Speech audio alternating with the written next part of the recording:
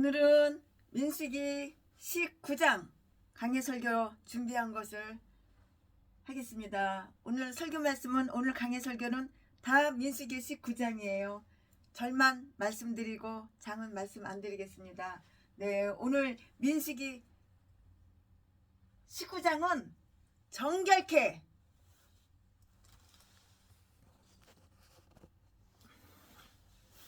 정결케 하는 물에 넣을 제의 준비와 처리법에 대한 것을 다 말씀을 드릴 거예요. 백성들은 그 율법이 너무 엄하다고 이렇게 불평했어요. 아우, 율법이 너무 엄격해. 이렇게 엄해. 너무 엄격해. 이렇게 불평했다고요.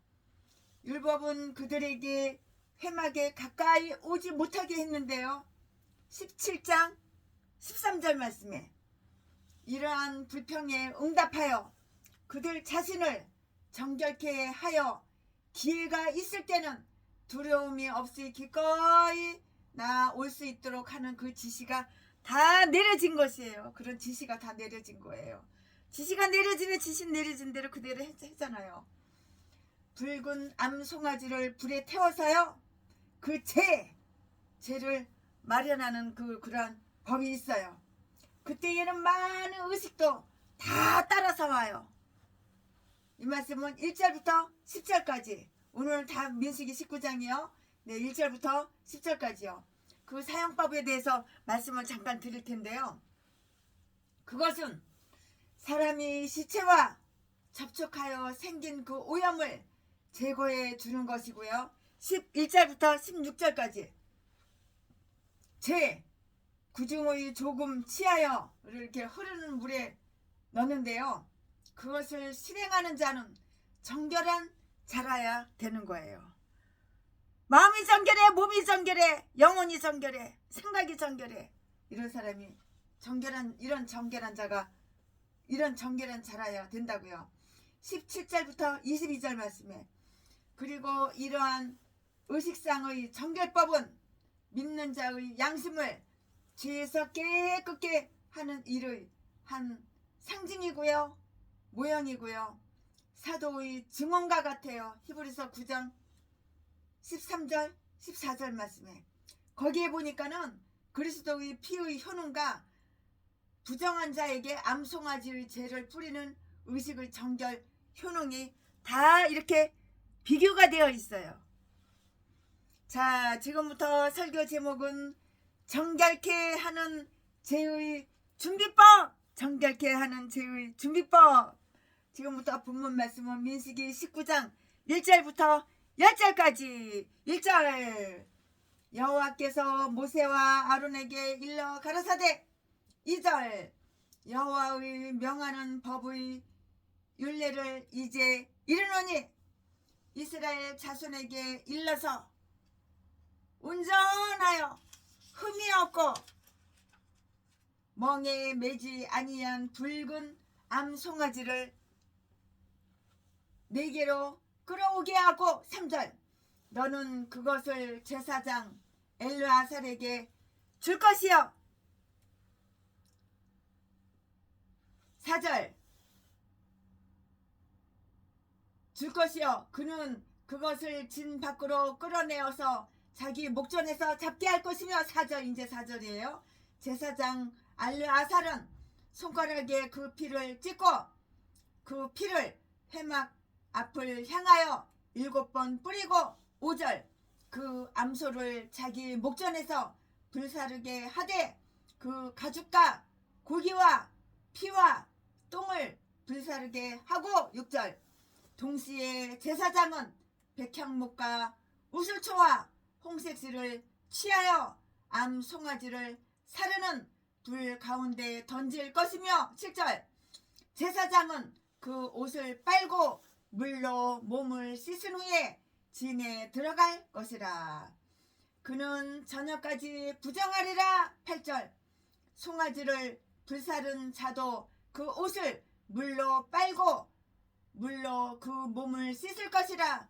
그도 저녁까지 부정하리라. 9절 이에 정한 자가 암송아지의 죄를 거두어 진박 정한 곳에 둘지니 이것은 이스라엘 자손 회중을 위하여 간직하였다가 부정을 깨끗게 하는 물을 만드는 데 쓸 것이니 곧 속죄 제니라. 10절 암송아지의 죄를 거둔 자도 그 옷을 빨 것이며 저녁까지 부정하리라. 이는 이스라엘 자손과 그 중에 우고하는 의인에게 영원한 율례니라. 아멘. 이 말씀 본문 말씀이에요. 이 본문 말씀 가지고 오늘도 강해 설교 하겠습니다. 여기에서 보니까는 많은 암송아지를 엄숙하게 다 태워요. 불로 꼬실러요. 다 태워서 죄로 만들라는 하나님의 그 명령이 다 나와 있어요. 왜 사람도 화장터에 가가지고 다 꼬실리고 다 태우고 나니까는 뼈하고 재만 나오잖아요. 뼈를 갖다가 갈아버리니까는 가루가 되잖아요. 이거 동물도 마찬가지예요. 동물도 다 태우고 나면은 이게 죄가 되는 거예요. 죄가 뼈다구하고 재만 나오는 거죠. 죄.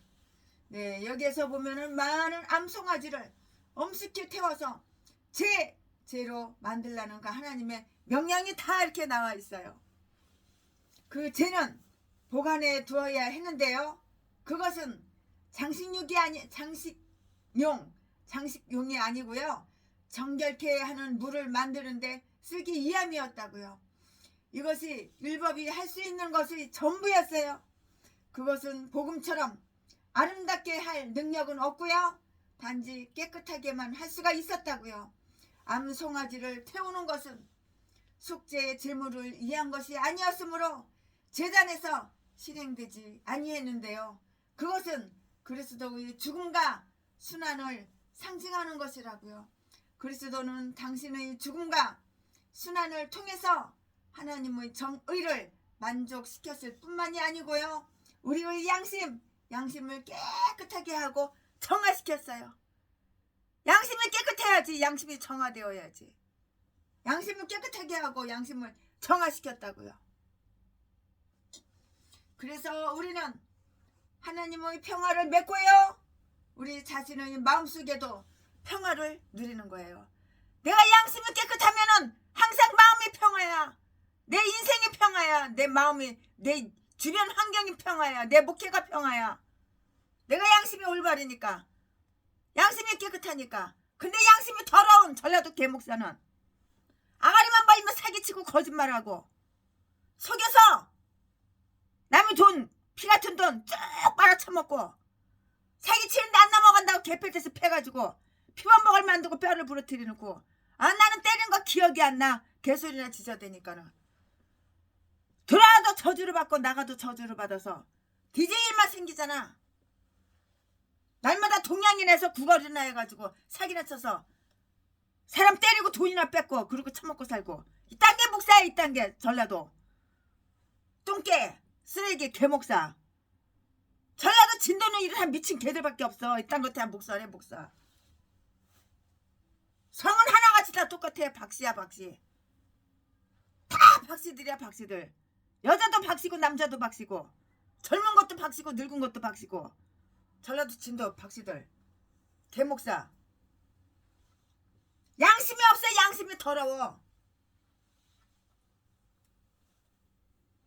우리의 양심을 깨끗하게 하고 정화시켰는데요. 그래서 우리는 하나님과 평화를 맺고요. 내가 양심이 깨끗해야지 하나님과 내가 평화를 맺는 거야.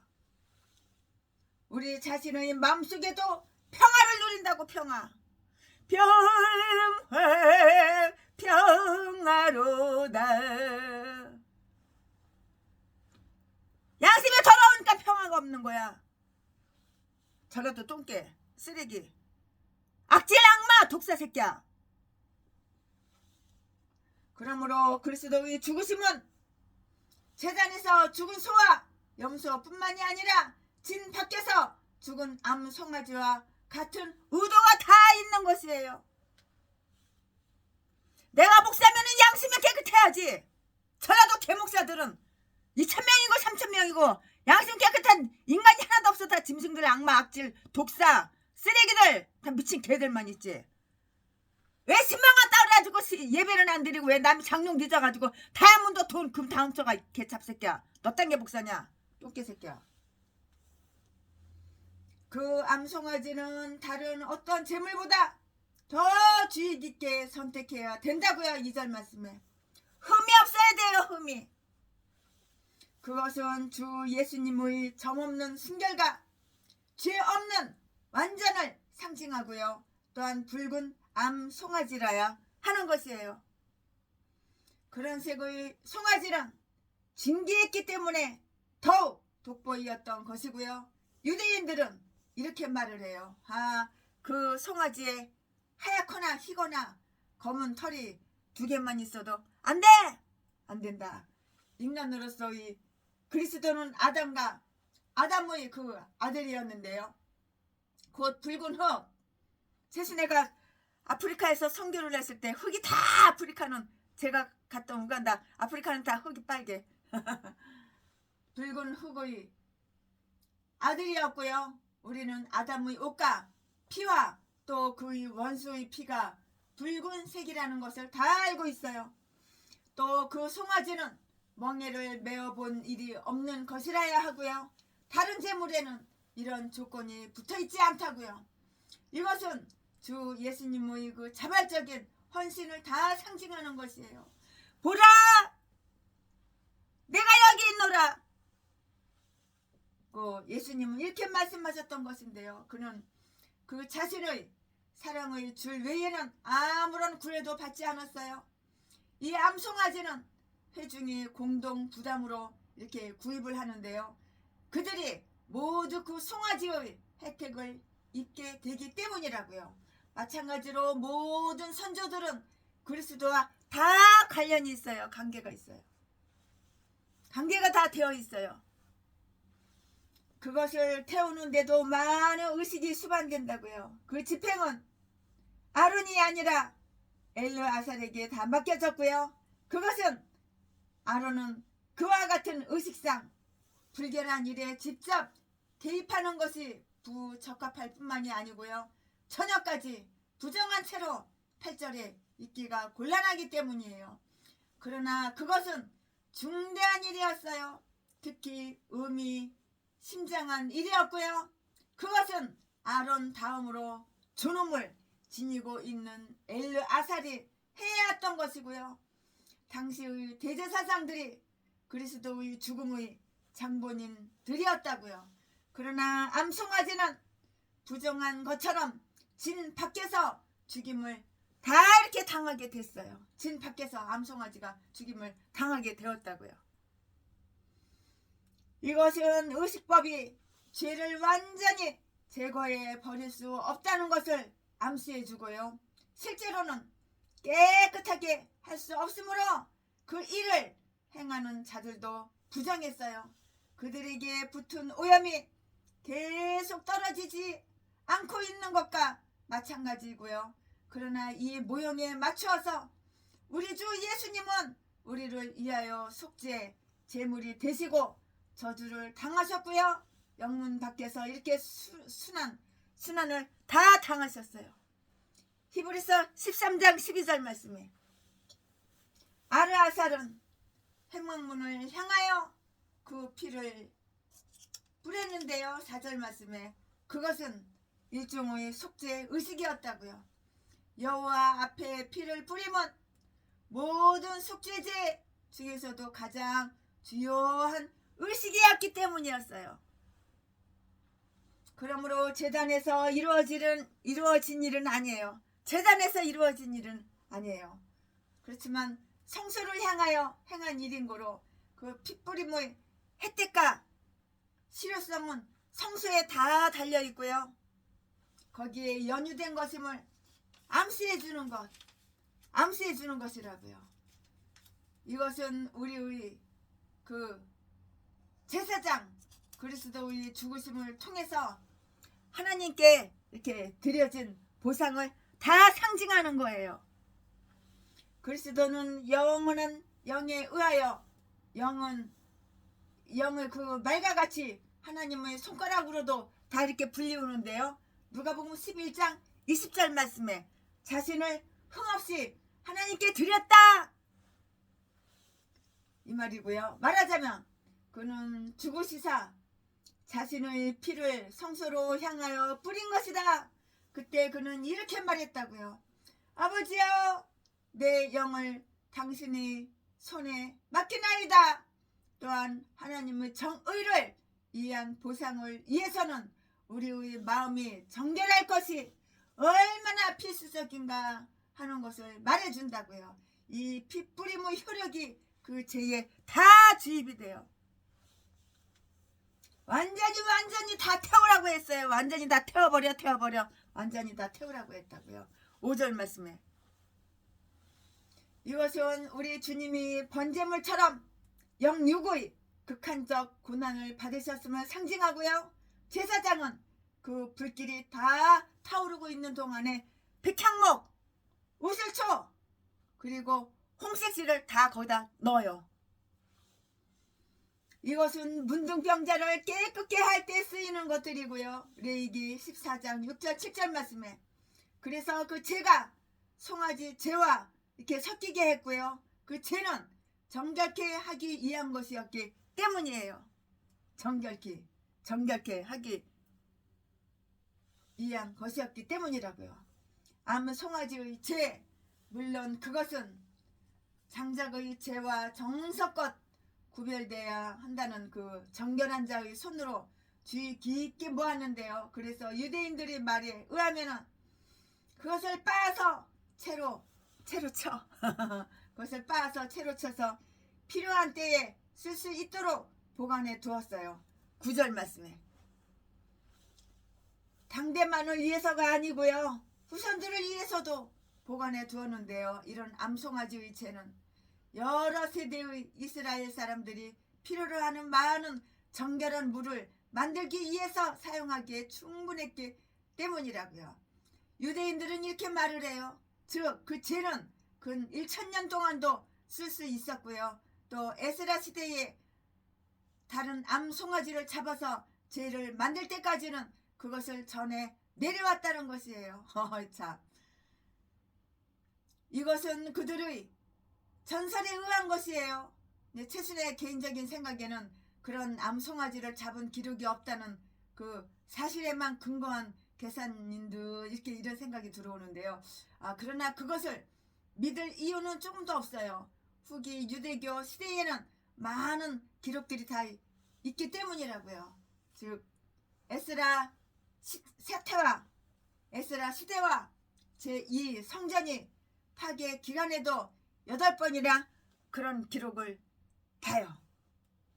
그런데 그 사이에 약 한 500년이에요. 500년. 500년이 얼마나 길어. 약 한 500년이에요. 이 죄는 부정을 깨끗하게 하는 물을 만드는 데 쓸 것이므로 이렇게 보관하라고 이렇게 말을 했어요. 버리면 안 되고 보관해라 그렇게 말을 했다고요. 이것은 의식법상의 정결만을 목적으로 한 것이지만 우리 주님께서 죽으심으로써 죄를 정결한 그 죄를 정결케 한 사건의 모형이 되는 거예요.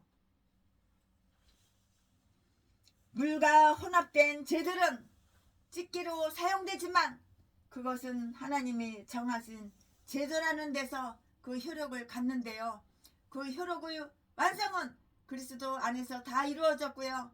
그리스도는 의를 위해서 율법의 마침이 되셨기 때문이라고요. 그럼 이제 다음과 같은 사실을 한번 관찰해 볼 건데요. 정결케 하는 물은 그와 같이 암송아지 재로 이렇게 다 만들어졌어요. 암송아지 재로다가 이렇게 만들어졌다고요. 그 암송아지의 피는 제단 앞에 다 이렇게 뿌려졌고요.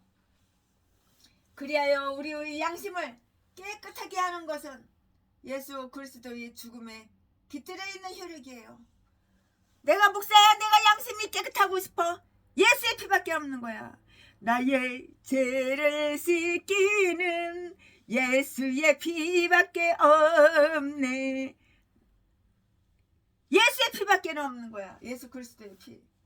그 죄는 모든 사람의 쓰기에 넉넉했는데 필요할 때마다 각 개인이나 가정이 다시금 암송아지를 잡은 것이 아니고 모든 이스라엘 사람이 쓰기에 넉넉했고요. 심지어는 그들 중에 체류하는 타국 다른 나라 외국인 타국인들도 쓸 수가 있었다고요. 10절 말씀에 마찬가지로 회개하고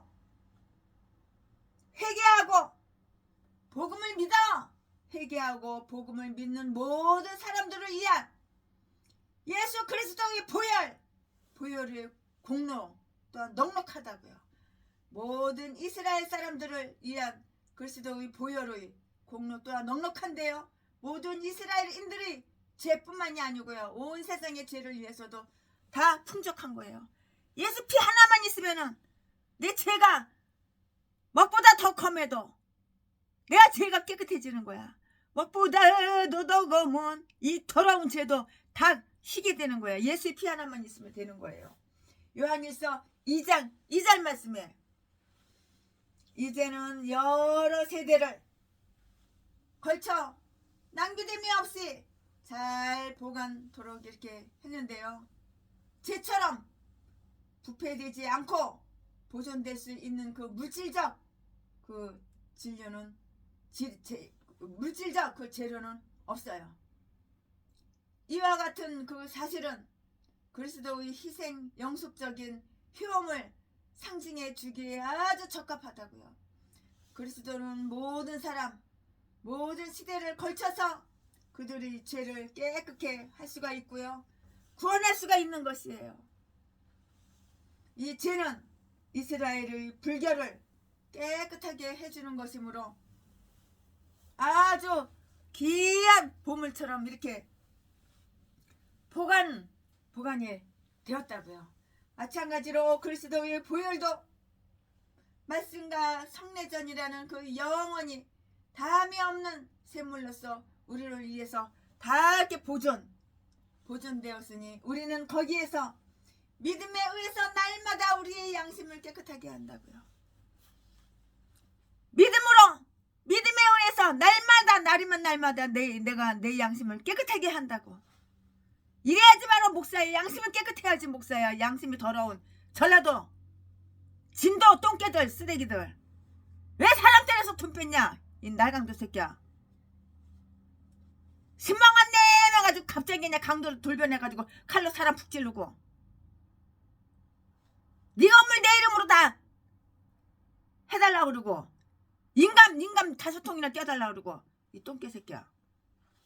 이 땅에 무슨 목사야. 두 눈구멍에서 사랑하는 거 남의 돈 남의 세상 공짜로 쉽게 뜯어 처먹으려고 음식에다가 독약을 넣어가지고 몰래 독약 넣어서 사람을 죽이지를 않나.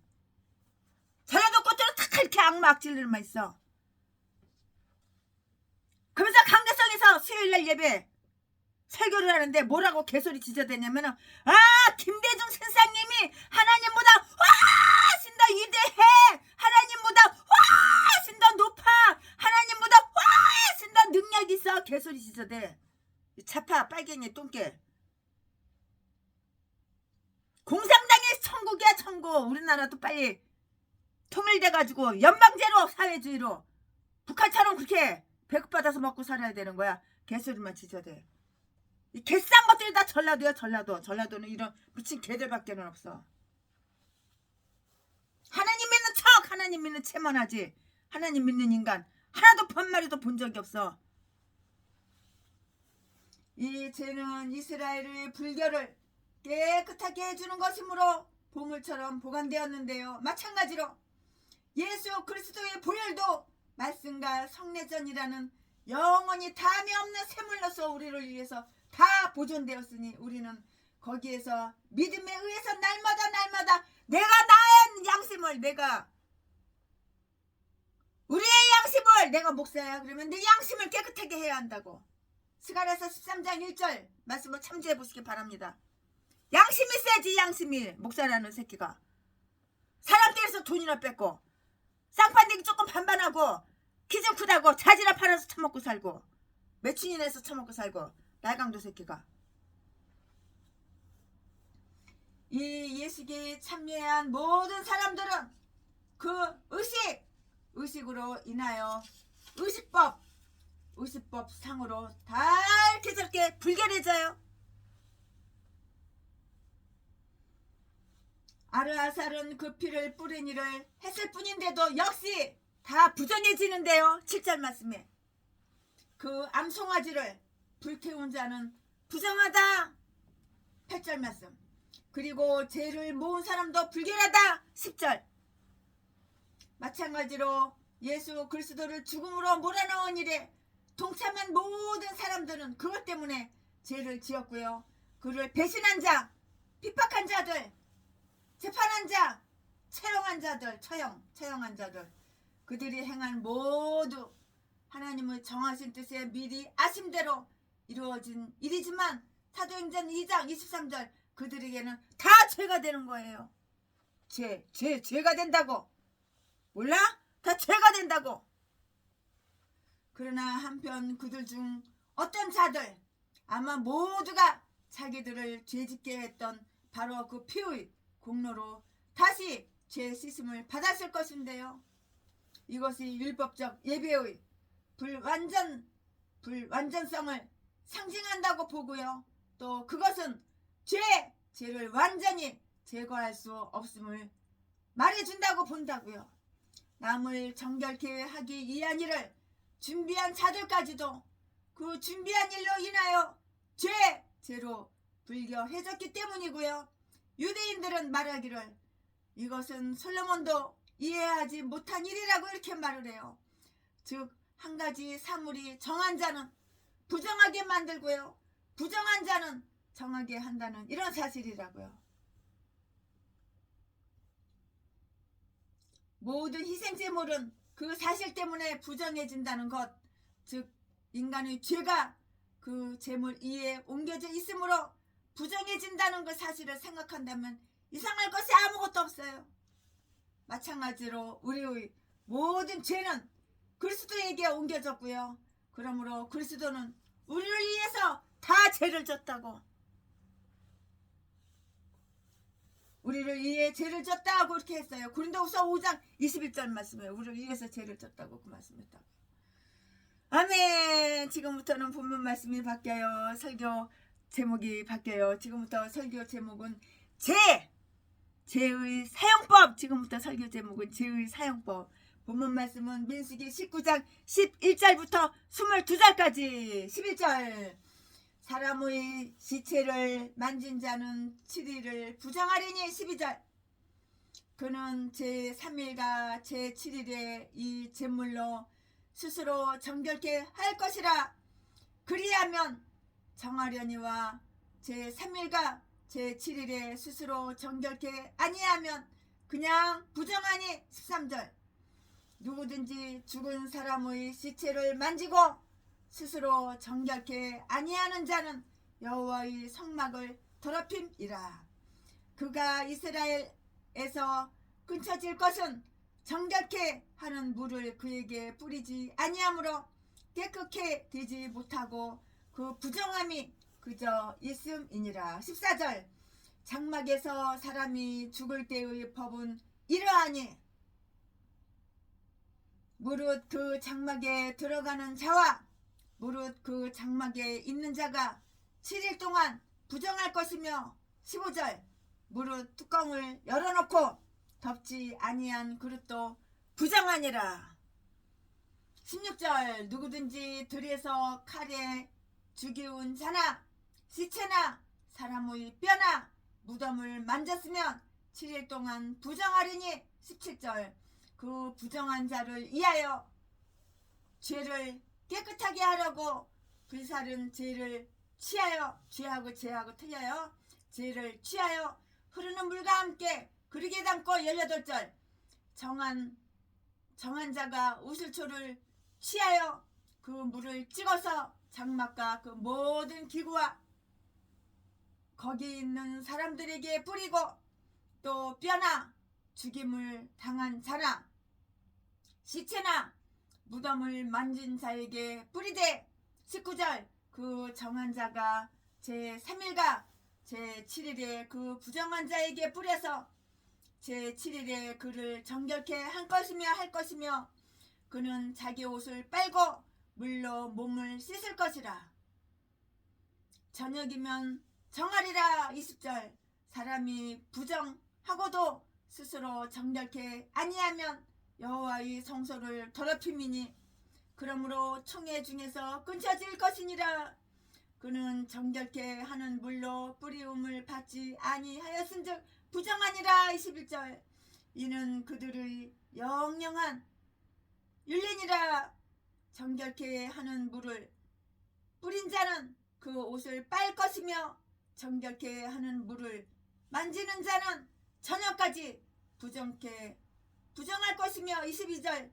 부정한 자가 만진 것은 무엇이든지 부정할 것이며 그것을 만지는 자도 저녁까지 부정하리라. 아멘. 본문 말씀이에요. 이 본문 말씀 가지고 또 강해설교 이어서 쭉쭉쭉 하겠습니다. 예, 정결케 하기 위해서 마련한 죄의 사용법과 적용법이 다 나와 있어요. 그 죄를 보관한 것은 꺼내어 쓰기 위해서예요. 필요할 때 이제 꺼내서 쓰는 거예요. 처음에는 어느 한 장소에 넣어두기로 이렇게 되었는데요. 왜냐하면 모든 이스라엘 사람들이 밀집하여 그 진을 치고 있었던 연고이고요. 그러나 아마도 나중에는 그 죄들을 조금씩 나누어서 각 마을에 이렇게 배치해 두었을 것이다, 이렇게 생각이 들어요. 날마다 그것이 필요할 수도 있기 때문이에요. 그러면 다음을 한번 관찰해 볼까요? 그 다음을. 이 죄로 정결케 하는 의식은 언제 필요한가? 언제 필요하냐 이거예요. 오늘 본문 말씀에서 시체나 시체의 유골이나 무덤 또는 그 시체가 있는 집이나 천막에 접촉한 자로 인하여 생기는 그 의식법상의 부정함 외에는 언급이 아무리 찾아봐도 말이 없어요. 언급이 없어요. 11절 14절부터 10절 뭐 다 봐도 없어요. 내 생각으로는, 최신의 목사 생각으로는 무수한 그 의식법 중에서 가장 부담을 많이 주는 율법의 하나였을 것이다, 이렇게 생각이 들어요. 그리고 부정한 짐승의 시체나 의식법상으로 가장 중대한 그 부정에 처한 산 사람을 만지는 자는 저녁까지만 부정하다고요.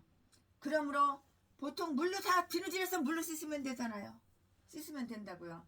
그러나 남녀노소 불문하고 죽은 자에게 가까이 간 자는 7일 동안이나 부정하다고 했고요. 정결된 물로 2번 정결케 해야 한다고요. 그 물은 어려움과 비용을 들이지 않고는 구할 수가 없고요. 그리고 그 부정이 깨끗하게 되기 전까지는 성수에 가까이 가면 죽임을 당하는 거예요. 이것은 아주 특이한 일로서 생각할 점이 있는데요. 사람이 일단 죽으면 누군가 몇 사람은 불가분 이러한 오염에 접촉되게 마련이고요. 시체에 염을 하고 씻기고 싸매고 나르고 매장해 하는데요. 이것은 사람의 손을 거치지 않고는 불가능해요. 사람 손 거치지 않고 어떻게 그래요? 못 그러잖아요. 이것은 타락되고 부패한 상황 속에서는 살아있으면서도 죄가 없는 자는 없다는 사실을 다 의미해 준다고요. 우리는 우리가 지나쳐가야 할 이 썩을 세상으로 인하여 더러워지는 것을 피할 수가 없고요. 또한 날마다 죄를 짓는데요. 그러나 우리가 죄 없는 존재가 될 수 있는 가능성이 없다는 사실 때문에 죄란 조금 더 더러운 것이 아니라고 이렇게 말해줄 수는 없어요. 죄는 더러운 거야. 시체를 정중하게 돌보고요.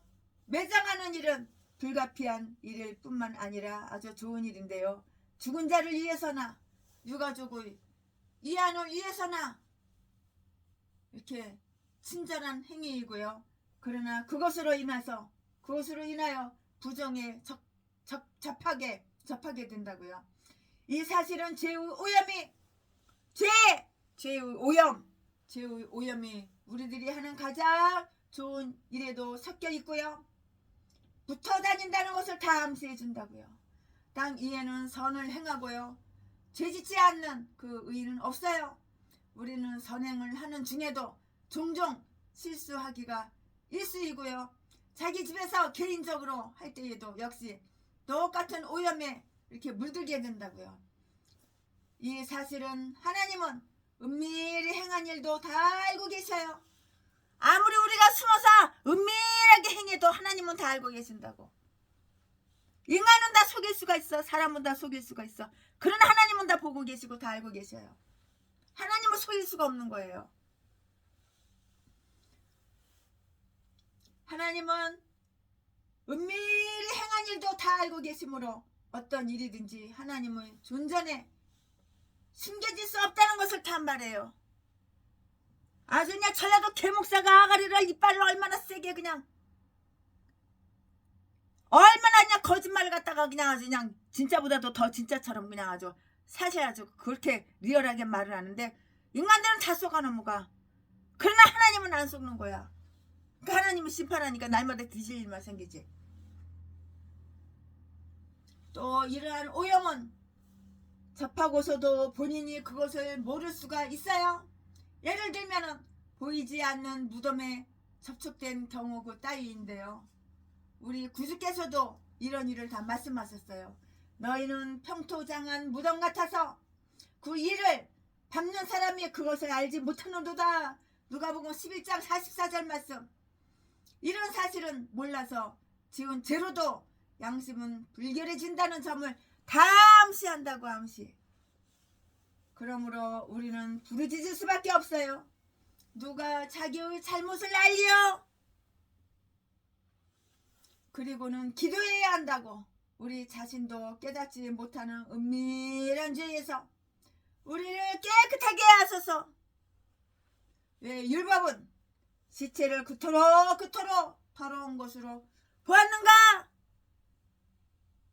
죽음이란 죄로 인하여 세상에 들어와서 죄의 싹을 이미 죄의 권세가 다스리는 것이기 때문이라고요. 죽음이란 다른 생물들의 그 죽음과는 다른 의미를 인간에게 주는데요. 인간의 죽음은 다 저주예요. 인간의 죽음은 다 저주라고. 그것은 율법이 내린 처형이라고요. 그러므로 죽음의 더러움은 곧 죄의 더러움을 의미하는 것이에요. 율법은 죽음을 정복하거나 패하거나 그 죽음의 성질을 변경시킬 수가 없기 때문이라고요. 그러나 복음은 생명을 가져오고요. 불멸의 법을 가져와서 보다 더 나은 소망을 죽음에 주는 거예요. 우리 구주께서 죽으시고 장사되었으므로 죽음이란 더 이상 하나님의 백성을 파괴할 수가 없어요. 그러므로 죽은 몸이라 하여서 더 이상 불결하지 않는데요. 그러나 율법은 새로 오는 자들을 완전케 하지 못했다는 것을 보여주기 위해서 교회가 율법 아래 있었을 때에는 지체로 인해서 생긴 그 오염이 그들이 마음을 우울하게 하고요. 죽음을 불안스럽게 이렇게 생각해 할 수밖에는 없었다고요. 이제 그리스도를 통하여 믿는 자들은 죽음을 이긴 승리를 이렇게 다 노래할 수가 있는 거예요. 죽음아, 내 승리가 어디 있느냐? 더럽게 할 내 능력이 어디 있느냐?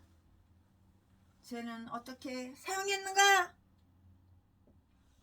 죄를 조금 가져다가 샘물 한 컵에 섞는데요. 그러면 이렇게 하여 만들어진 물을 오늘 본문에서는 정결케 하는 물이라고 이렇게 불렸어요. 정결케 하는 물이라고 이렇게 불렸다고요. 정결케 하는 물, 그 말이 맞죠. 그것은 부정으로 인하여 성소와 분리된 자들에게 뿌리는 물이기 때문이에요. 암송아지의 죄가 그리스도의 공로를 상징하듯이 흐르는 물은 성령의 권능과 은총을 다 상징한다고요. 성령은 생수의 강으로 다 비유돼요. 그리고 그리스도의 의가 우리에게 적용되어 우리가 깨끗게 되는 것은 성령의 역사로 말미암이고요. 고린도전서 6장 11절 말씀, 베드로전서 1장 2절 말씀으로 말미암아 씻김을 받는다고요. 즉 거룩게 되고요, 의롭게 된다고 이렇게 했어요. 성령의 은혜와 가마력에 순복하지 않고요. 스스로 그리스도의 의를 자기에게 보장하는 자들은 오직 자신을 속이는 일이에요. 다 이렇게 자신을 속이는 일이라고요. 하나님께서 결합해 놓으신 것을 하나님께서 딱 결합을 해 놓으셨어. 근데 내가 분리할 수가 있나요? 분리할 수가 없는 거예요. 분리할 수가 없고요. 흐르는 물에 섞여 있는 죄가 아닌 다른 죄로는 우리가 깨끗게 되지도 않기 때문이에요. 우슬초 가지로 그 물을 찍어서 뿌리면은 정결하게 된다고요. 18절 말씀에. 이것을 두고 다윗은 어떻게 말을 했나요? 뭐라고 말을 했나요? 다윗은 이렇게 말을 했는데요. 나를 우슬초로 정하게 하소서, 이렇게 다윗이 말을 했어요. 나를 우슬초로 정하게 하소서. 믿음이란 뭐냐? 우슬초 가지라고요. 믿음이 양심에 뿌려지면 그 마음이 정결하게 되고요. 한꺼번에 여러 번 뿌렸을 것인데요. 죄가 섞인 물이 다 떨어질 때까지 그 물을 여러 번 뿌렸을 것이고요. 그러나 본래 의도대로는 몇 방울만 떨어져도 그 사람은 다 정하게 된다고요. 뿌리는 데서는 그 정결의 그 물에 비유하여서 그리스도의 보혈을 뿌림의 피라고 이렇게 말을 했어요. 히브리서 말씀에 히브리서 12장 24절 말씀에 기록이 되어 있어요. 그리고 우리는 그것으로 뿌림을 받아 악한 양심에서 깨끗게 된다는 그 히브리서 10장 22절 말씀. 즉 우리의 죄책감에서 발생한 그 부정함에서 해방된다는 것이고요. 그리고 그리스도께서는 세례를 통하여 많은 민족들에게 뿌릴 것이라고 이렇게 예언되어 있다고요. 이사야서 52장 15절 말씀. 부정한 사람은 제3일과 제7일에 이 물의 뿌림을 받아야 한다고요. 12절부터 19절까지. 아마도 이렇게 날수 계산은 그가 시체에 가까이 한 그 끈 날부터 이렇게 했을 것이에요. 계속 오염에 접해야만 하는 동안을 정결의 그 날수로 칠 수는 없을 것이기 때문이고요. 그러나 시체가 매장되어서 더 이상 거기에 개입될 그 필요가 없을 때 그때는 자기의 날수를 다 계산을 해야 하는 거예요. 그리고 우리가 그리스도의 공덕을 우리의 영혼의 위안으로 상계되는 때, 그리고 그때에만이 우리는 죄의 용서를 받고요. 죽음과 어두움의 무익한 일에서 손을 다 끊게 된다고요. 다 손을 끊게 돼요. 뿌림의 반복은 나만이 7번 씻듯이 우리도 종종 회개와 신앙의 행실을 새로이 해야 한다는 것을 다 가르쳐 주는 것이에요. 필수적이어서 잘 해야 할 일은 아주 종종 하는 것이 좋아요. 그 오염은 단지 의식 법상의 부정일 뿐이지만 지정된 정결법을 빼먹는 것은 도덕적 죄가 되고 만다고요. 부정하고도 자기를 정결케 아니하는 자는 끊쳐지리라. 20절 말씀. 아무리 하찮게 만만하게 별 볼 일 없게 이렇게 보여도 하나님의 제도를 경멸하는 것은 아주 위험한 일이라는 것을 알아야 되는 거예요. 가벼운 상처라도 내버려 두면은 그게 아주 나중에 치명상이 돼요. 나중에 그거 고칠 수가 없어요. 최순애가 아프리카 우간다에 있을 때예요. 아프리카 우간다 제가 그 시골에도 있었고 도시에도 있었는데, 캄팔라고 도시에도 있었고 시골에도 있었는데, 시골에서 그 아프리카 성도님이 세상에 거기는 물이 없어요. 우물도 없고 수돗물도 없고 펌프도 없고 아무것도 없어요. 근데 비가 오면은 빗물을 갖다가 함지박에다가 이렇게 받아놓고 그 빗물로다가 쓰는데 그 빗물도 아껴 쓰고 아껴 먹어야 돼요. 근데 손이 너무 더러워요. 그냥 아주 한 달에 가도 목욕 한번 샤워 한번 못하고 손 한번 못 쓰는데, 그 눈이 가려운지 손으로다가 눈을 한번 이렇게 했어요. 근데 세균이 들어가가지고 세균이 들어갔을 때 빨리 병원 가서 치료했으면은 그걸 금방 치료되는데 그냥 놔두니까는 그냥 얼굴이 그냥 이만해진 거야. 이만해진 거야. 아우 그건 나중에 고칠 수도 없어요. 그냥 죽는 거예요 그냥. 아우 눈이 얼굴이 이만해서 눈이 그냥 눈에 병균이 들어가가지고. 그러니까 우리는 씻고 또 씻고 또 씻고 또 씻고 영적으로 육적으로 마음적으로 생각적으로 다 씻어야 되는 거야. 오염.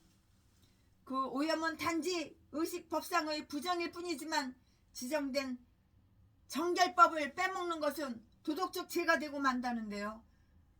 죄가 되고 마는데요. 부정하고도 자기를 정결케 아니하는 자는 끊쳐지리라 20절 말씀에 그렇게 말씀하셨는데 아무리 하찮게 보이더라도 만만하게 보여도 별볼일 없게 보여도 하나님의 제도를 경멸하는 것은 위험한 이름을 알아야 되는 거야. 가벼운 상처라도 버려두면은 치명상을 준다고. 치명상. 그 눈 좀 비볐다고 그냥 이양이양이 상처가 이만해가지고 나중에는 못 고쳐. 이제 혹이 이만한 게 달렸어. 그냥 피고름이 질질 나가지고. 아유 아무리 하찮게 보일지라도 하나님의 제도를 경멸하는 것은 위험한 이름을 알아야겠다고요. 그래가지고 최순아가 병원 데리고 가가지고 치료를 하려고 그러는데 치료가 이미 늦었어. 치료가 불가능해. 치료가 웬간해야지 치료를 하지. 이만한데 혹이 나가지고. 하나님의 제도를 경멸하는 것은 위험한 이름을 알아야겠다고요.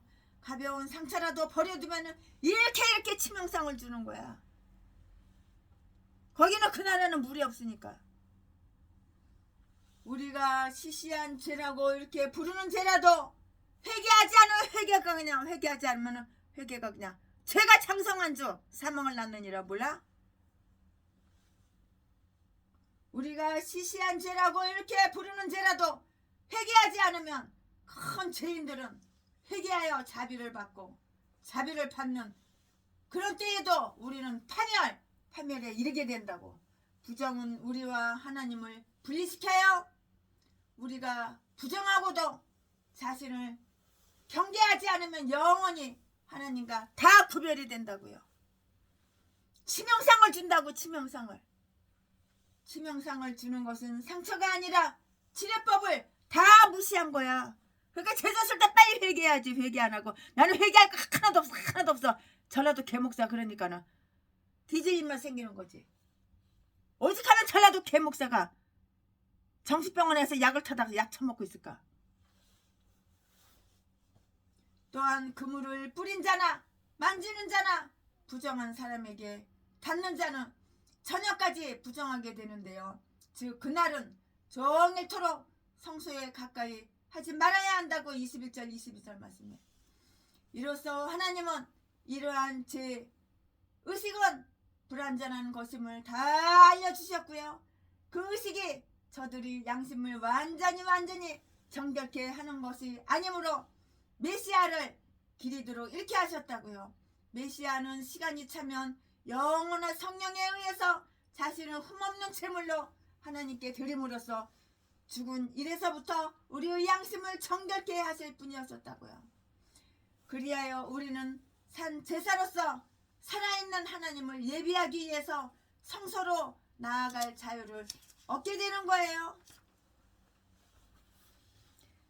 민수기 19장 강해 설교 준비한 것은 여기까지가 끝입니다. 최순애가 민수기 19장 강해 설교 준비한 것은 여기까지가 끝입니다. 은혜 아니면 살아갈 수가 없네.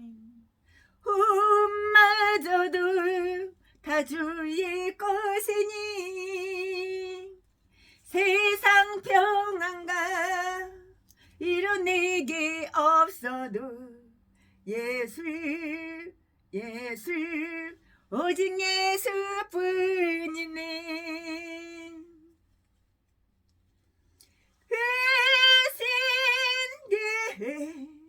다 볼 수도 없고 작은 고난이 지쳐도 주께 묻기 나의 모든 삶 버티고 견디게 하시네. 은혜 아니면 살아갈 수가 없네. 나의 모든 것 주께 맡기니 참된 평안과 이루 내게 주신 주 예수 예수 오직 예수뿐이네. 오직 예수 오직 예수뿐이에요. 오직 예수. 위로의 말 한마디 긴장을 풀어주고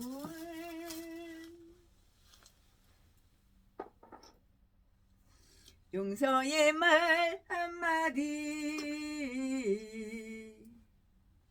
치유를 가져옵니다. 겸손의 말 한마디 존귀 여김 받고 교만한 말 한마디 멸망을 가져옵니다. 무례한 말 한마디 다툼을 일으키고 저주의 말 한마디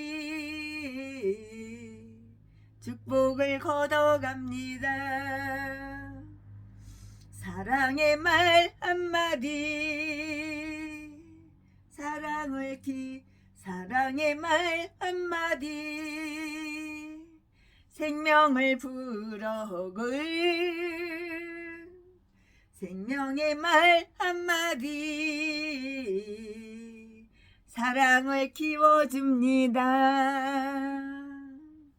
가장 아름다운 말 미고 사주 미안해요 고마워요 정말 사랑해요. 그리고 여러분을 축복합니다. 그리고 여러분을 축복합니다.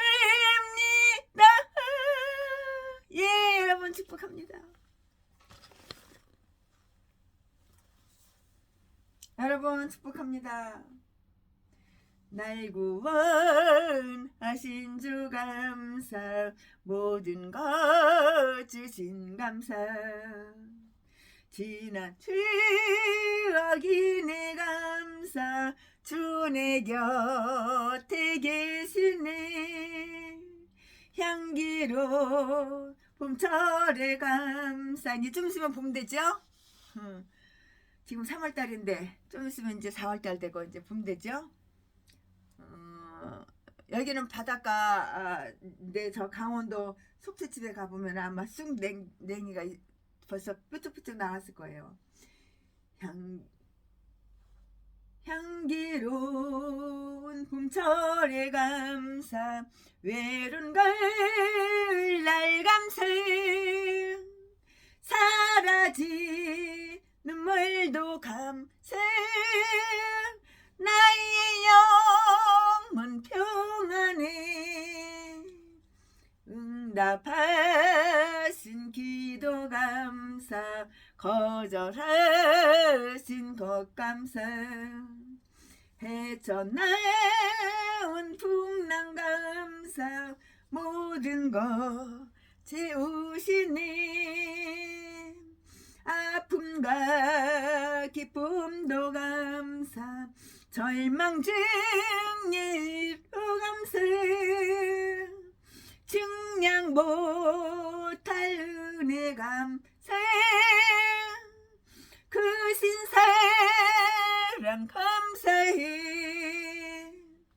길가에 장미꽃 감사 장미꽃 가시감사 따스한 가정 희망 주신 것 감사 기쁨과 슬픔도 감사 하늘 평안을 감사 내일의 희망을 감사 영원토록 감사해. 네, 감사합니다. 영원토록 감사합니다. 할렐루야.